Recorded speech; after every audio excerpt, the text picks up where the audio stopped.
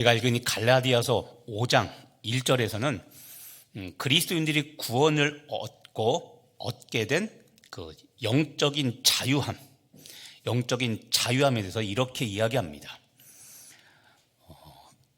같이 한번 화면에 있으면 읽어볼까요? 그리스도께서 우리를 자유롭게 하려고 자유를 주셨으니 그러므로 굳건하게 서서 다시는 종의 멍에를 매지 말라. 자, 오늘 여러분과 함께 말씀을 나눌 것은 주제는 목장에 관한 건데, 지난주는 사랑가족 그리고 용서가족, 목장은 사랑하는 영적 가족이고 용서하는 영적 가족이라고 그랬죠. 오늘은 섬기는 가족 그리고 기도하는 가족이라는 주제인데, 지금 읽은 이제 갈라디아서 5장 1절 말씀을 보시면 아까 이야기했죠. 그리스도인들이 구원을 받고 얻게 되는 영적 자유함에 대해서 갈라디아서 5장은 이것을 이렇게 말합니다. 자, 핵심은 보죠. 그리스도께서 우리를 자유롭게 하려고 자유를 주셨습니다. 이 자유는 영적인 자유입니다. 로마서 8장 1절을 보면 잘 아는 말씀이 있죠. 그러므로 그리스도 예수 안에서는 결코 정죄함이 없나니. 예수님의 십자가 피는 우리를 자유케 합니다. 죄로부터 자유케 합니다. 그 자유를 주셨으니 그러므로 너희는 굳건하게 서서, 중요한 것, 다시는 종의 멍에를 매지 말라라고 이야기합니다. 자, 종의 멍에를 매지 말라. 성경학자들은 그래서 여러분 이 갈라디아서 5장을 이렇게 말합니다. 그리스도인의 자유의 대헌장이라고 이야기합니다. 원어로 마그나 칼타, 이런 말. 자, 그리스도인의 자유의 헌장, 대헌장. 갈라디아서 5장은 그리스도인에게 십자가 구원의 은혜가 주는 자유가 무엇인지를 설명하고 있다고 이야기해서 그리스도인의 자유의 대헌장이라고 이 갈라디아서 5장을 이렇게 말합니다. 자, 그런데요, 지금 보면 종의 멍에를 매지 말라고 이야기하고 있는데, 조금 전에 우리가 읽었던 5장, 똑같은 5장의 13절 말씀을 보시면 이렇게 얘기합니다. 형제들아, 너희가 자유를 위하여 부르심을 입었으나, 자유를 위하여 부르심을 입었대요. 여기까지는 좋은데, 그러나 그 자유로 육체의 기회를 삼지 말고 오직 사랑으로 서로 종노릇하라고 말합니다. 조금 전에 종의 멍에를 매지 말라고 했는데 13절에 가서는 의미가 헷갈립니다. 서로 종노릇하라고 그럽니다. 종의 멍에를 매지 말라 해놓고 여기서는 이번에는 종이 되라고 이야기를 하고 있죠. 자, 이 13절 말씀은 예수님이 우리를 위하여 십자가 죽음을 통해 우리를 자유케 했습니다. 그래서 그 자유케 한 그 자유함을 가지고 육체의 기회를 삼지 말라, 이런 겁니다. 사죄의 확신이 있으니까 이제는 내가 죄를 지면 하나님께 죄를 고백하면 다 용서함 받는다는 이 사죄의 확신이 있습니다.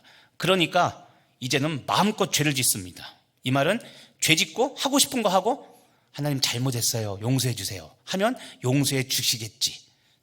마치 이렇게 사는 거죠. 죄 지으면 안 된다는 거 아는데 육체의 욕심을 따라 죄는 짓고 그 다음에 즉시 회개하는 겁니다. 그러면 육체의 정욕을 다 누릴 수 있고 죄사함의 은혜도 다 누릴 수 있고 일석이조죠. 그렇죠? 근데 이렇게 살면 안 된다는 겁니다. 13절이 그걸 말하는 겁니다. 특히 서로 종노릇하라라고 했죠. 서로 종노릇하라. 자, 자유를 가지고 육체의 기회를 삼지 말고 서로 종노릇하라고 말씀하고 있습니다. 자, 그럼 여기서 사랑으로 서로 종노릇하라라는 이 말 중에서 종노릇이라는 것. 자, 종이 노예죠. 우리나라 순말 머슴입니다. 머슴. 자, 서로가 서로에게 종노릇하라는 겁니다. 이 종노릇을 다른 말로 하면 이겁니다. 섬김입니다. 섬김. 서로 섬겨주라는 겁니다. 자, 이 구절을 다시 설명하면 교회에서 성도들끼리 서로 교제할 때 그 교제 가운데 참 자유를 원한다면 사랑으로 섬기라는 겁니다. 사랑으로 섬기라. 오늘도 보면 서로 종노릇하라. 오늘 아침에 새벽기도 하신 분들은 비슷한 단어 하나가 나오죠. 서로 사랑하라. 그렇죠? 자, 서로입니다. 서로. 교제는, 그리스도 안에서 교제는 나 혼자만 사랑하는 게 아니라 상대방도 상대방과 내가 서로 사랑하고 서로 종노릇해야 되는 겁니다. 자, 우리 한국은 유교 사회입니다. 그래서 교회에서도 비슷하게 적용되는 게 있습니다. 똑같이 믿고 똑같이 예수 믿고 섬기고 하는데 나이가 많으면 나이 어린 사람이 연장자를 섬기죠. 그렇죠? 특히 남자분들은 꼭 하는 게 있습니다. 뭐 하다가 나이가 어떻게 되냐 꼭 물어봅니다. 학번이 어떻게 되냐. 대놓고 물어보기 어려우면 짐작할 수 있는 걸로 물어봅니다. 자녀가 어떻게 되십니까? 첫째가 몇 살인지 물어봅니다. 그러면 이 사람이 28살에서 30살에 결혼했고 아이 낳은 거 하면 대충 나오죠. 그래서 나보다 어리다 싶으면 그때부터 이제 말 놓고, 그렇죠? 예. 수컷들은 항상 수직적인 관계를 추구합니다. 자, 서로 종노릇하는 겁니다. 서로. 교회에서는 나이가 많든 직분이 높든 그게 아니라 서로 섬기는 겁니다. 나이 어린 분들이 당연히 어르신들 섬기는 건 당연하고, 자, 우리 나이가 많고 연세가 더 많으시고 직분이 더 높은 사람이 내가 더 높으니까 네가 나 섬겨, 그게 아니라 내가 오히려 연장자가 아닌 연하, 그리고 나보다 직분이 낮은 사람을 섬겨주는 겁니다. 그게 교회에서 말하는 서로 사랑하는 것이죠. 그런데 여러분, 이 섬김에는 두 가지 종류가 있습니다. 율법에 의한 섬김과 사랑에 의한 섬김이 있습니다. 두 가지, 율법에 의한 섬김, 사랑에 의한 섬김. 예를 들어보면 이렇습니다. 어느 한 부잣집 청년이 있었는데 정말 돈이 많습니다. 그래서 돈을 주고 하녀를 모집해서 하녀를 고용했습니다. 전담 비서처럼 하녀를 그렇게 고용을 했습니다. 자, 고용을 했으니까 계약서를 쓰죠. 계약서를 써서 하루에 몇 시간씩 일하면 시간당 얼마를 준다, 월급 얼마 준다, 고용 계약서를 썼습니다. 그래서 그 여인은 하녀로서 이제는 의무적으로 그 부잣집 청년을 주인으로 섬기며 일을 했습니다. 그런데 청년과 처녀가 만나면 어떤 일이 벌어질까요? 요즘 애들 말로 썸을 타죠. 썸을 타다가 밀고 당기고 하다가 드디어 사랑 고백하고 둘이 결혼하게 됐습니다. 이제는 주인과 하녀가 아니라 서로 부부가 됐습니다. 자, 그러면 여러분, 이 청년과, 부잣집 청년과 하인이었던 이 여자가 서로 부부가 된다면 이 여인, 하인이었던 이 여인의 섬김 방식이 어떻게 변화될까요? 자, 하녀가 아니라 부인입니다. 그러면 주인, 이 청년이었던 이 주인은 이 여자에게 봉사 시간 정하고 시간당 얼마 해갖고 월급을 따박따박 줄까요, 안 줄까요? 결혼했는데 안 주죠. 그렇죠? 왜냐하면 하녀가 아니라 이제는, 그렇죠, 부부니까. 여자도 마찬가지입니다. 여자가 알아서 일을 하고 집안일을 하고 남자한테 월급 줘, 이럴까요? 아니죠. 절대 그럴 리가 없죠. 자, 차이점이 왜 생깁니까? 차이점이 더 이상 둘 사이에 법적 계약, 둘의 관계는 법 아래 있는 게 아닙니다. 계약 아래 있는 게 아닙니다. 그러니까 때를 가리지 않고 어떤 일이든지 어떤 봉사든지 마다하지 않고 일을 하죠. 자, 하녀일 때는 주로 시키는 일만 합니다. 굳이 내가 나서서 뭐 하려고 하지 않습니다. 그런데 결혼하고 나니까 이제는 이 집 물건이 내 물건이고 이 집 일이 내 일이니까 시키지 않아도 알아서 하죠. 그리고 알아서 하고 더 많이 일했는데도 남편에게 월급 달라고 돈을 요구하지 않습니다. 왜 그러냐면 말씀드린 것처럼 더 이상 고용된 종이 아니라 이제는 남편을 사랑하는 아내로 일하기 때문에 더 이상 그런 요구, 계약 조건을 말하지 않습니다. 이게 뭡니까? 사랑의 종노릇하는 겁니다. 자, 사랑은 법, 다른 말로 하면 계약이 요구하는 그 이상의 일을 성취하게 하는 것, 이게 사랑인 겁니다. 저희 둘째 매형이 인천에 있는데 체육학과를 나왔습니다. 그래서 사나이 중에 사나이입니다. 그래서 작은 누나하고 둘이 사귈 때 아무튼 막 꼼빡 죽죠. 누나가 시키는 거 막 다 하고, 왜냐면 작은 누나를 얻기 위해서. 근데 결혼하고 났더니 이제는 상남자로 돌아왔습니다. 손 하나 까딱 안 합니다, 이제. 근데 둘째 누나는 딸만 둘 낳습니다. 근데 누나가 한 얘기가 있으면, 작은 누나가 뭐냐면 12시에, 밤 12시에 큰딸이 어렸을 때, 유치원 다닐 때 아빠 아이스크림 먹고 싶어. 그러면 어떻게 할까요? 벌떡 일어나서 가게로 간다라는 거죠. 벌떡 일어나서. 누나가 여보 나 아이스크림 먹고 싶어. 그러면 살쪄. 뭘 먹어? 자 그냥. 이렇게 이야기하는데 딸이 뭐만 먹고 싶다면 밤 12시에 애를 보냈어요. 더구나 여자아이를. 그렇죠? 그러니까는 벌떡 일어나서 사준다는 거죠. 사랑의 힘입니다. 그러니까 사랑은 율법. 하녀가 이 주인과 총각이었던 이 청년 부자 남편과 계약한 거에 의하면, 예를 들어서 나는 아침 8시에 출근해서 6시에 퇴근합니다 라고 하면 그 이후에 시키는 일은 안 해도 되죠. 할 이유도 없습니다. 돈을 더 준다고 해도 내가 안 하면 그만입니다. 하지만 결혼하고 나면 이게 달라지죠. 이게 사랑의 힘입니다. 그래서 지난주도 이야기했죠. 지난주도 사랑은 율법의 완성이라고 그랬죠. 자, 이런 겁니다. 좀 전에 우리가 이런 이야기를 했죠. 자, 율법에 의한 섬김과 사랑에 의한 섬김.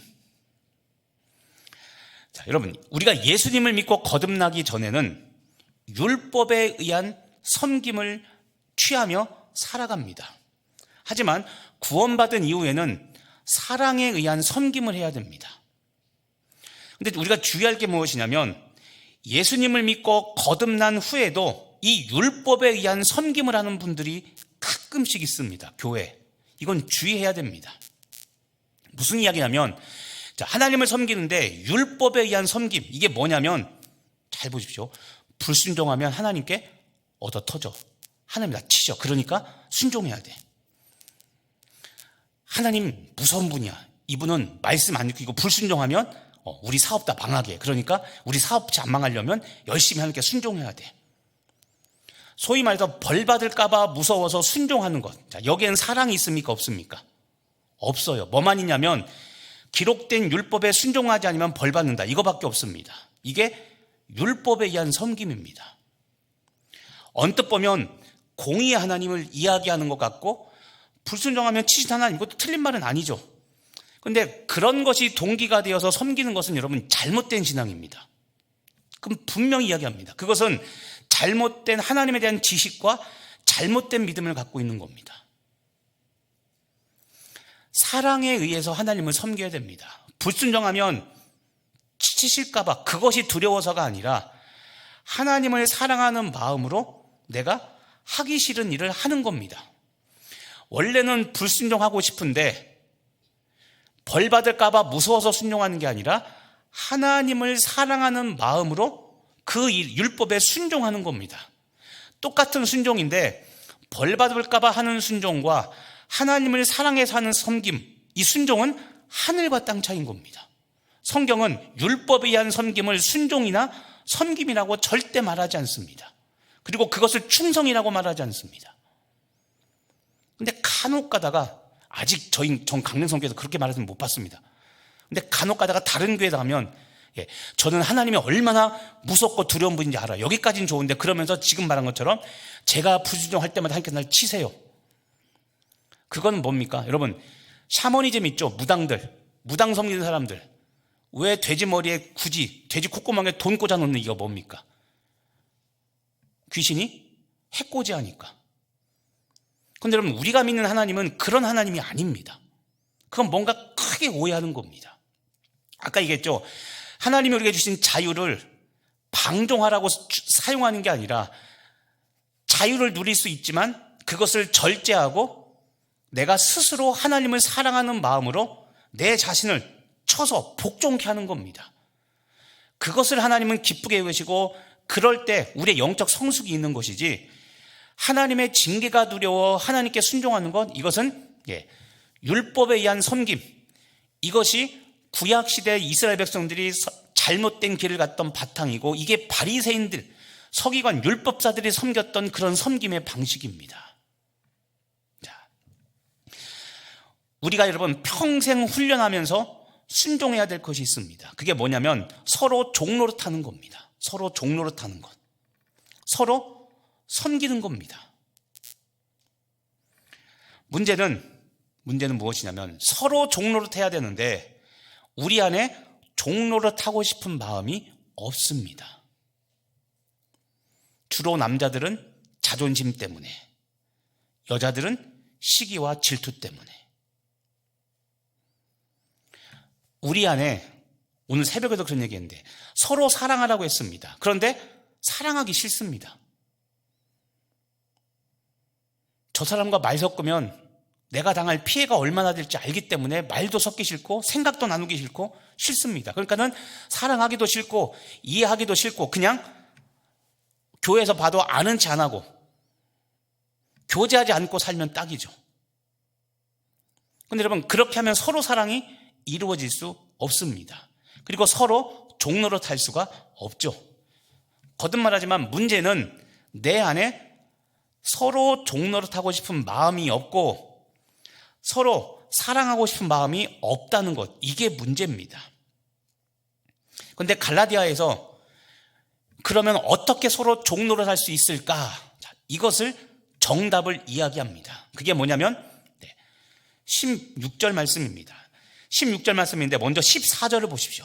자, 온 율법은 내 이웃 사랑하기를 내 자신같이 하라 하신 한 말씀에서 이루어졌나니라고 이야기하며 이웃사랑, 서로 종노릇하는 것을 이야기합니다. 그런데 지금 말한 것처럼 이웃 사랑하라는 건 아는데 하고 싶지 않습니다. 또 나만 상처받을까 봐, 그리고 나만 섬길까 봐, 그리고 나만 종노릇해서 나만 바보 될까 봐. 이 경험들이 있으니까 우리는 서로 종노릇하고 서로 사랑하기가 싫은 겁니다. 그래서 이것 때문에 16절 말씀을 합니다. 자, 너희는 성령을 따라 행하라. 그리하면 육체의 욕심을 이루지 아니하리라.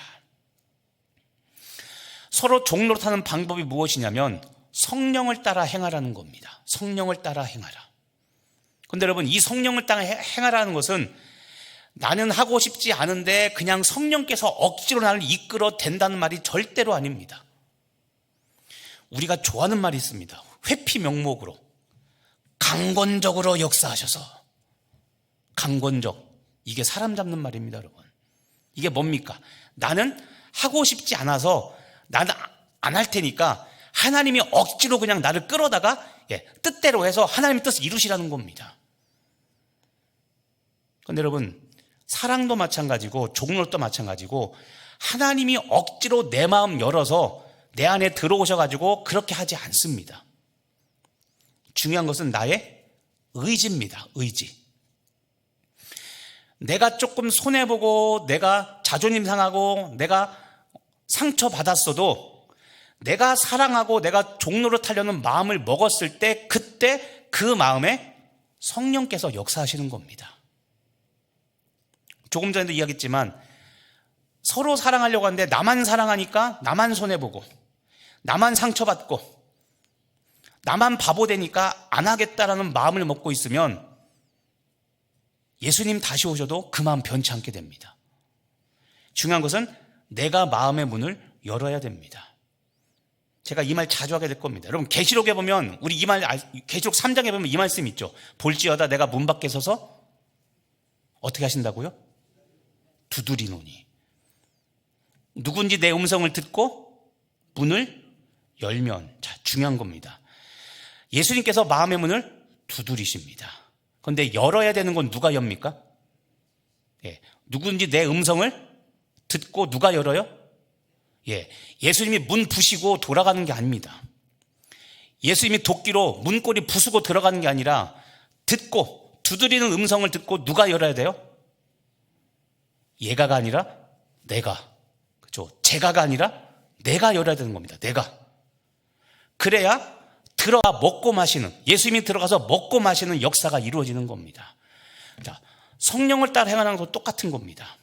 말씀을 안다면 말씀을 안다면 내가 손해보고 내가 바보가 되고 나만 상처받아도 어떻게 해요? 내가 가야 되는 겁니다. 이게 그리스도의 사랑이고 이게 서로 종노릇하는 겁니다. 이렇게 이야기해도 속으로 죽어도 하나 봐라. 이게 여러분 우리들의 편협한 마음과 생각들입니다. 오늘 아침에도 얘기했지만 새벽에도 얘기했지만 십자가는 예수님께서 아플 줄 모르고 전혀 고통이 없는 줄 알고 지셨을까요? 아니에요. 겟세마네에서 기도하셨던 이유가 뭡니까? 인간 예수가 그걸 알기 때문에 가능하면 좀 피하게 해달라고 기도했지만 하나님의 뜻인 거 아니까 더 이상 거절할 수 없으니까 예수님도 순종하셨던 겁니다. 자기 부인 없이는 십자가 절대 못 집니다. 내가 하고 싶은 것만 하고 하나님께 영광이 됐다. 아니, 그게 아니라 하나님이 원하시는 건 자기 부인을 통해 십자가 고난을 겪는 겁니다. 왜냐하면 이게 더 성숙해지는 방법이고 이게 더 빨리 성숙해져서 더 크게 영광을 돌릴 수 있는 하나님의 방법이기 때문에 사역을 통해서 뭔가 영광을 돌리려고 하기보다는 내 자아가 깨지는 경험을 먼저 해야 됩니다. 그게 그리스도인입니다. 믿으십니까? 자, 성령을 따라 행하면 우리는 다시 말하면 성령 충만하면 성령의 지배 아래 있으면 우리는 서로 종노릇하며 섬길 수 있게 됨을 믿으시기를 바랍니다. 그래서 목장이 제가 얘기했지만 목장 구성원이 내 마음에 좀 안 들어도 나눔하려고 하는데 꼭 지적질하고 꼭 간섭하고 원래 이런 거 하시면 안 됩니다. 이렇게. 그런데 계속 그렇게 하시는 분이 있으면 그래도 참으시고 종노릇 해보시기를 바랍니다. 그래야 우리는 이 육체의 욕심을 이루지 않고 내 안에 성령을 통한 하나님의 역사들이 나타나는 겁니다. 자, 첫 번째 기억하십시오. 목장은 어떤 곳입니까? 목장은 사랑으로 섬기는 섬김 가족입니다. 기억하시기 바랍니다. 목장은 사랑 가족, 용서 가족. 오늘 세 번째, 섬기는 가족입니다. 서로 섬기는. 자, 그 다음 목장이 어떤 곳이냐?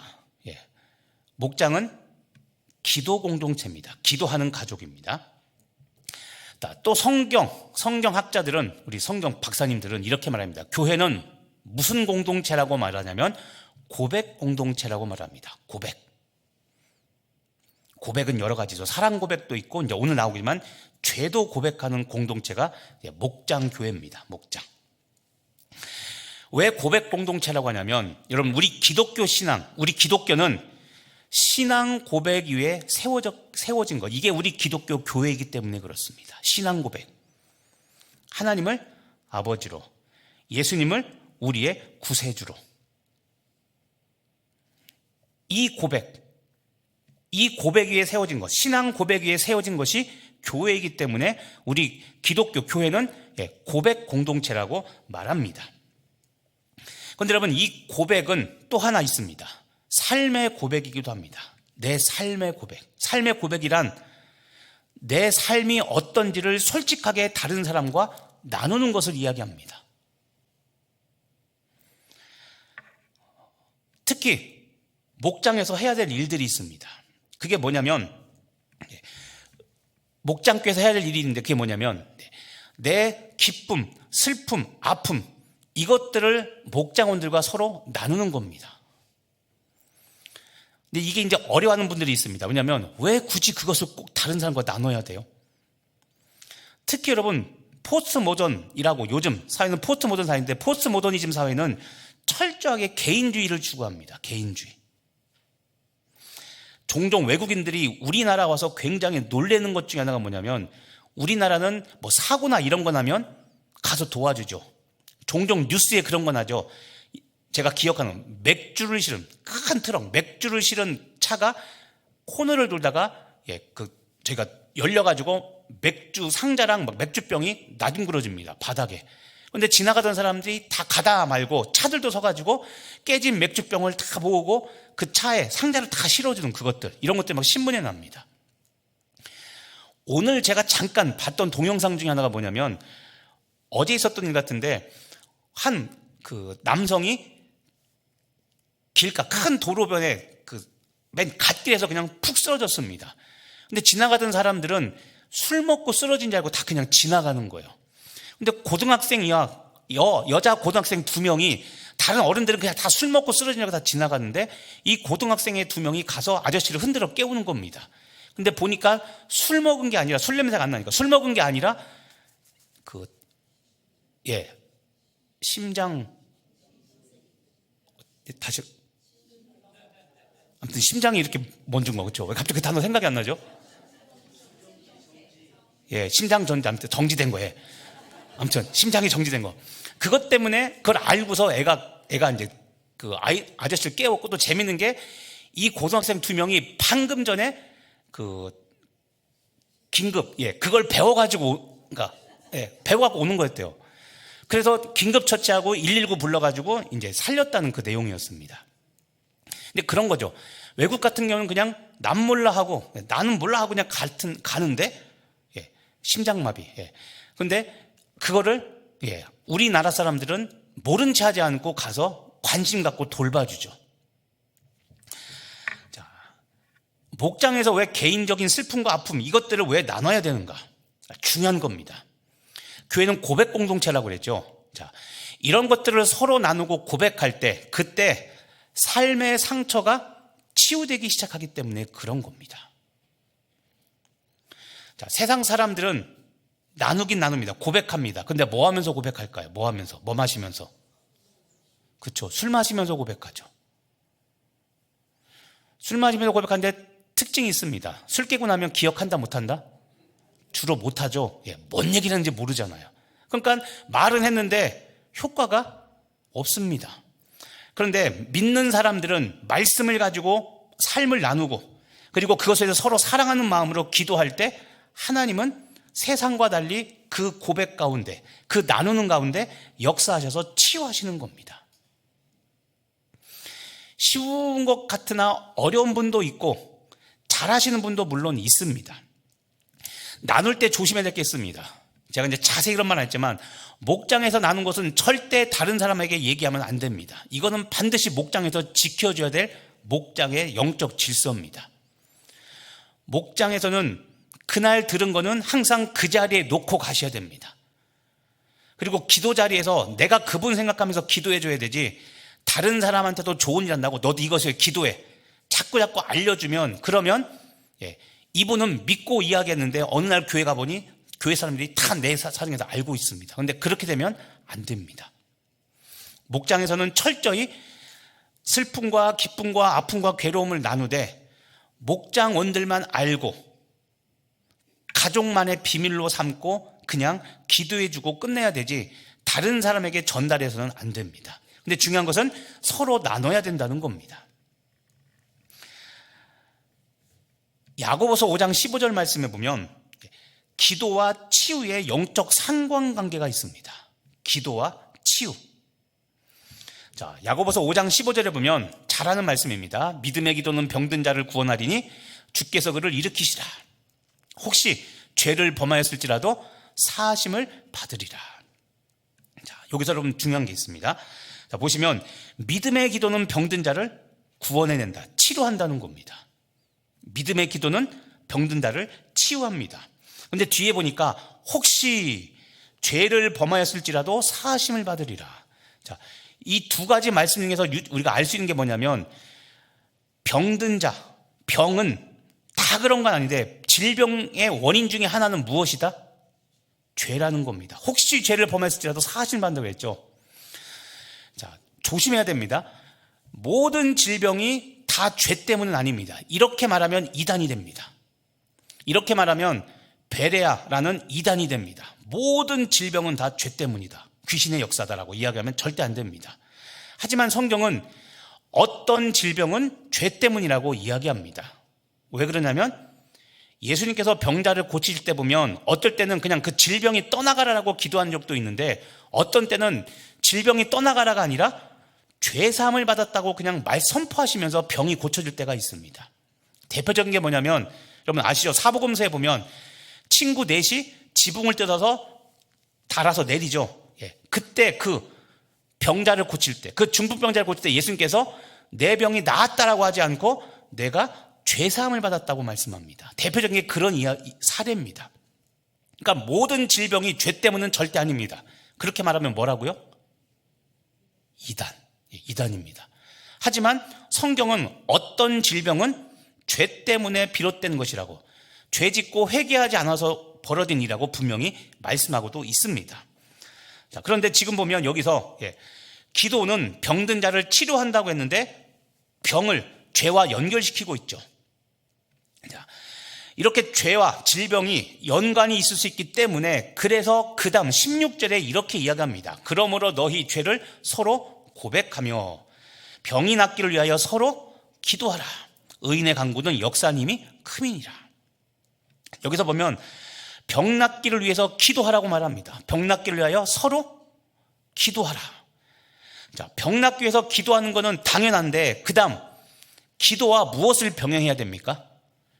죄를 서로 고백하면서 서로 기도하라고, 죄를 고백하는 것과 병을 위한 기도를 같이 병행하라고 이야기합니다.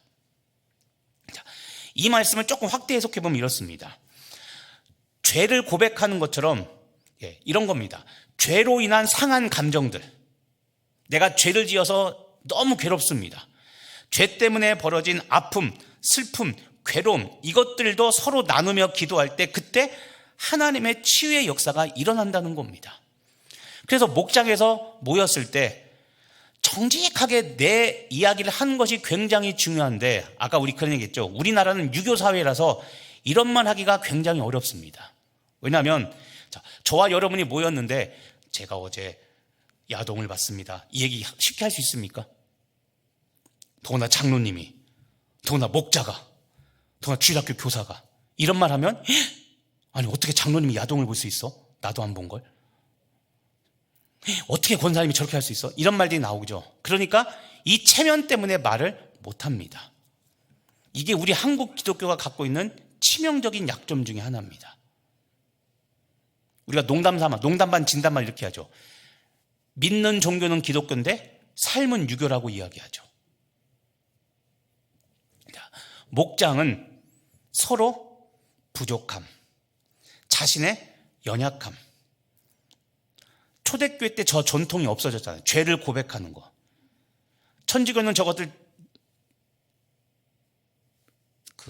서로 죄를 고백하는 거죠. 이걸로 하고 있는데, 자, 원래 초대교회도 서로 죄를 고백하는 전통이 분명히 있었습니다. 야고보에서 보면. 그런데 중세 이후에 사라져 버렸습니다.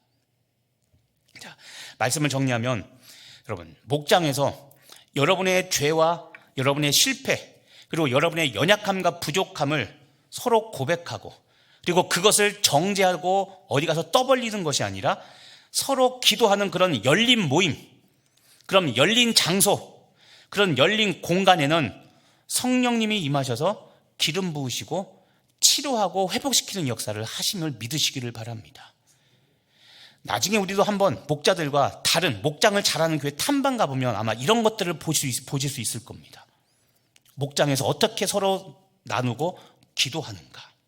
자, 오늘 다시 한번 두 번째 기도하시길 바랍니다. 다시 한번 말씀 나누며 죄뿐만 아니라 상한 감정을 나누며 기도할 때 하나님의 역사, 성령님의 역사, 치유가 일어남을 믿고, 나 요즘 힘들어, 이 말하는 거 부끄러워하지 마시길 바랍니다. 여러분, 정직한 곳에는 반드시 하나님이 역사하는데 외식하는 것, 외식이 뭡니까? 지금 한 것처럼 정말 이번 주 힘든데, 죄송합니다 장로님들, 진짜 장로 그런 게 아니라 내가 장로인데 성도들 앞에서 나 요즘 정말 힘들어, 이 말하는 거 너무 부끄러우니까 성령 충만돼, 할렐루야. 자, 사람들한테는 성령 충만해 보일 수 있지만 하나님은 그 속사람 다 알고 있죠. 그런데 여러분, 성경 시편을 보십시오. 수없이 말하는 게 뭡니까? 정직한 영. 다윗이 밧세바를 가늠하고 가서 간절히 기도할 때, 시편 50편을 기도할 때 뭡니까? 내 마음에 정직한 영을, 그렇죠? 정결한 마음 달라고 이야기하면서 정직한 영을 회복시켜 달라고 그러죠. 자기 안에 음란함이 있었고, 자기 안에 그 여자를 탐하는 음란이 있었고, 이거를 쓱 가리고 모른 척 했는데 결국 자기가 그 간음을 저지르고 나니까 내가 결국 또 내 자신을 속였구나, 다윗이 한탄하며 그렇게 기도하지 않습니까? 내 안에 정직한 영을 회복시켜 달라고. 자기 자신의 부끄러움과 연약함을 고백하는 것은 절대 부끄러운 일이 아니라 서로가 서로를 용납하며 세워주고 기도해야 되는 일인 겁니다. 그게 목장이고 그게 여러분이 지금 하고 있는 목장에서 일어나야 될 일들인 거죠. 그래서 여러분, 마지막으로 목장교회는 사랑으로 섬기는 기도 가족인 겁니다. 기도 가족. 자, 사랑으로 서로 종노릇하는 섬김 가족. 그리고 서로의 아픔과 기쁨과 이것들을 위하여 기도해주는 기도 가족. 이것이 목장입니다. 여러분, 이렇게 되시기를, 이런 목장을 만드시기를 예수님의 이름으로 간절히 축복하며 기도합니다. 우리 찬양하고 기도하겠습니다.